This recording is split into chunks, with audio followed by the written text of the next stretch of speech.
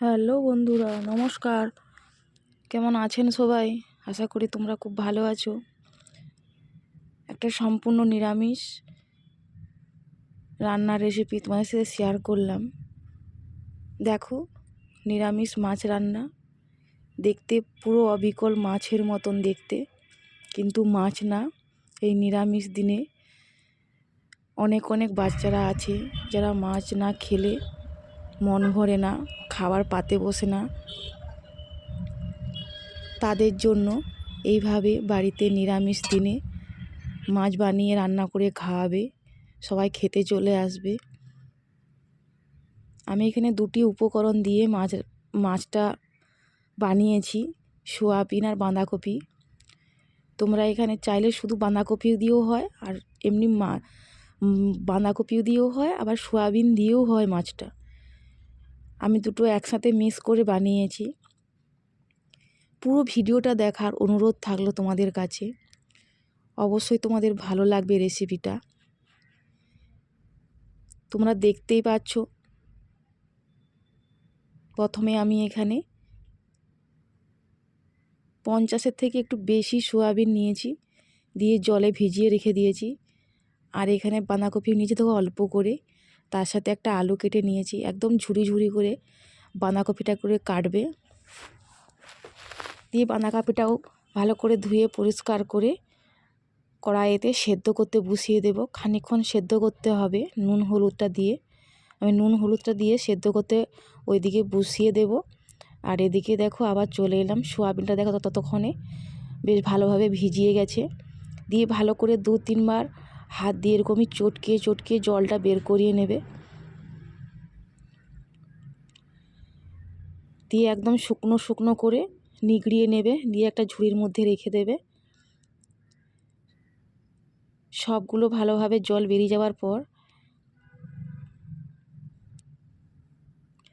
একটা ছোট মিক্সির বল এখানে নিয়েছি আমি।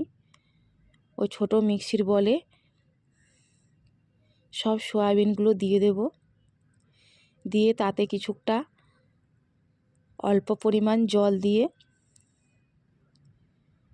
মিহি করে দেখো বেটে নেব। এই দেখো মিহি করে খুব সুন্দর বাটা হয়ে গেছে মিক্সিতে। আর ওদিকেও দেখো বাঁধাকপিও সেদ্ধ হয়ে গেছে।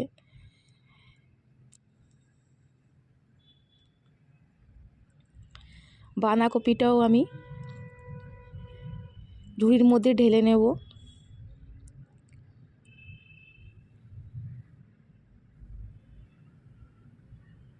দেখো ঠান্ডা হয়ে যাওয়া পর্যন্ত, ঠান্ডা হয়ে গেছে। আমি ওই বাঁধাকপি থেকে এইভাবেও নিগড়িয়ে নিগড়িয়ে জলটা বের করিয়ে নেব।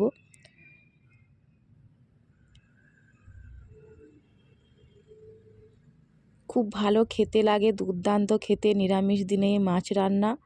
অবিকল মাছের মতন দেখতে একটি রান্না। প্রথমে কেউ বুঝতেই পারবে না এটা মাছ রান্না না অন্য কিছু। দেখো সব বাঁধাকপিগুলো এইভাবে ভালো করে হাত দিয়ে নিগড়িয়ে জলটা বের করে নেব। দিয়ে ওর মধ্যে দিয়ে দেব ওই যে সোয়াবিন যে বেটে রেখেছিলাম মিক্সি বলে, ওই সোয়াবিনটা দিয়ে দেব ওই বাঁধাকপির মধ্যে। দিয়ে একে একে ওর সাথে আরও কিছু মশলা অ্যাড করব। এখানে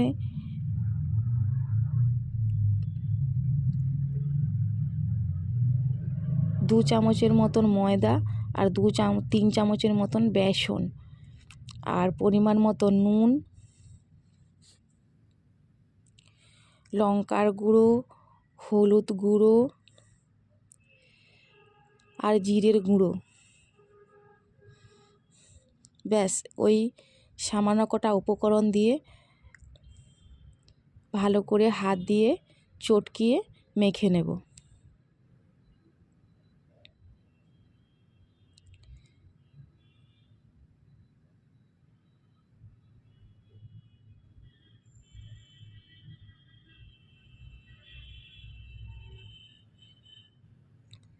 খুব ভালোভাবে এটাকে এইভাবে মাখিয়ে নেবে হাত দিয়ে। তোমরা একবার দেখেও নেবে খেয়ে যে নুন হয়েছে কি না। যদি না নুন হয় লবণটা যদি না ঠিকঠাক হয় তাহলে লবণটা আর একবার দিয়ে ভালো করে একটু মাখিয়ে নেবে।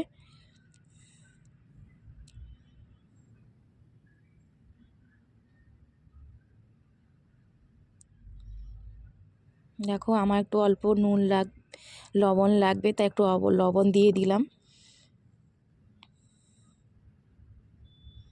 মাখানো হয়ে গেছে পুরোটা।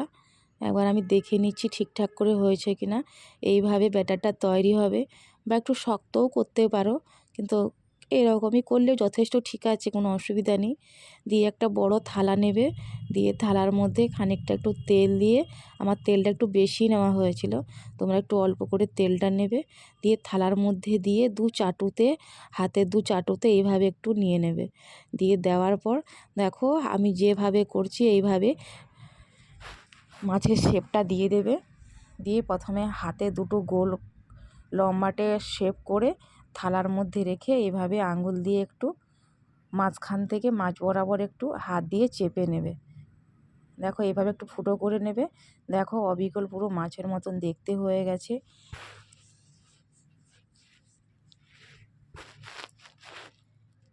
প্রত্যেক মাছগুলো এইভাবে আমি শেপ করে নেব, যেভাবে আমি করছি ওইভাবে মাছের শেপটা দিয়ে নেবে।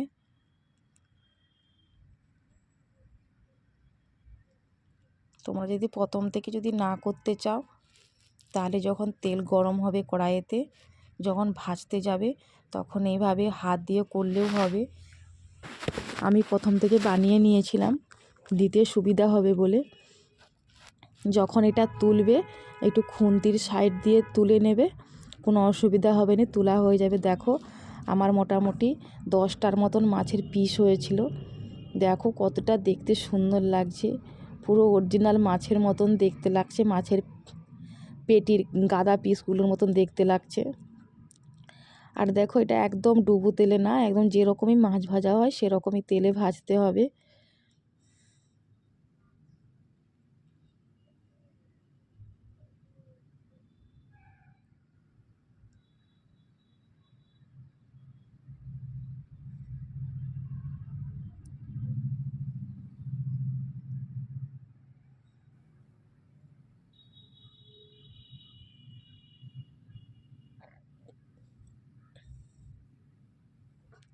সব মাছগুলো এইভাবে ভালো করে লাল লাল করে ভেজে নেবে।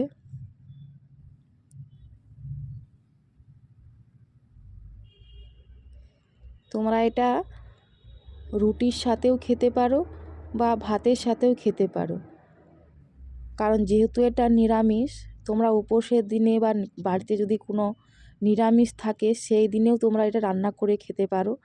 এতে আমি কোনো আমিষ দেইনি, সব কিছু নিরামিষ দিয়ে রান্না হয়েছে, কোনো পেঁয়াজ রসুন ওই সব কিছু না, আমি টমেটো আদা দিয়ে রান্না করেছি। আর তোমরা তো দেখতেই পেলে মাছটাও আমি যে বানিয়েছি সেটাও সম্পূর্ণ একদম নিরামিষ। বাড়িতে অবশ্যই একবার ট্রাই করো, রান্না করে খেও, ভালো লাগলে লাইক কমেন্ট শেয়ার করো। আর তোমরাও বাড়িতে রান্না করলে কেমন হয়েছে সেটাও অবশ্যই কমেন্ট বক্সে কমেন্টে জানাবে। দেখো সব মাছগুলো একে একে ভাজা হয়ে গেছে, সব তুলে নিয়েছি থালার মধ্যে, তোমরা দেখতেই পাচ্ছ। এই দেখো মাছের পিসগুলো এরকমই হয়ে গেছে, যেরকমই মাছ নিয়ে দেখাই সব মাছ দেখো এরকমই মাছের পেটির ভিতরে আঙুল ঢুকিয়ে যেরকমই দেখায় ওই রকমই দেখো মাছগুলো দেখাচ্ছে, তোমাদেরকে একটাও ভাঙবে না। এবারে চলো ঝোলটা বানিয়ে নেই।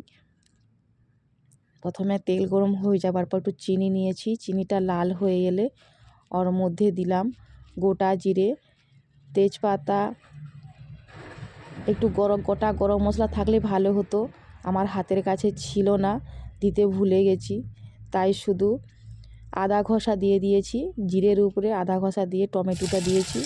এই টমেটোটা ভালো করে কষানো হয়ে গেলে একটু সামান্য পরিমাণ নুন দেবে, নুন, লঙ্কার গুঁড়ো, হলুদ গুঁড়ো আর জিরের গুঁড়ো, ব্যাস মশলার মধ্যে এটা ছিল।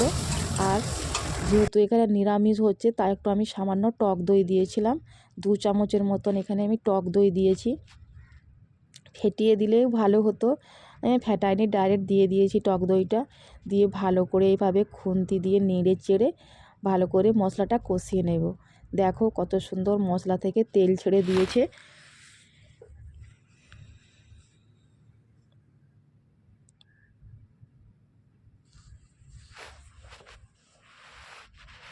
মশলা থেকে তেলটা ছেড়ে এলে এবারে অল্প পরিমাণ জল দেব, কারণ জলটা বেশি দেওয়ার দরকার নেই। একদম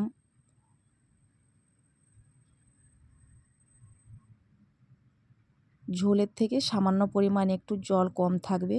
আর জলটা ভালো করে একটু ফুটে গেলে, কিছুটা জলটা মরে এলে একটু সামান্য পরিমাণ নুন দিয়ে একটু চেখে নেবে যে নুন ঠিকঠাক আছে কি না। লবণটা ঠিকঠাক থাকলে এইভাবে আর একবার দুবার ফুটিয়ে উপর থেকে একটু গরম মশলা দিয়ে বাটিতে নামিয়ে ফেলো। আর গরম গরম ভাত আর গরম গরম এই নিরামিষ মাছের ঝোল সাঁটিয়ে দাও ঘপাঘপ করে।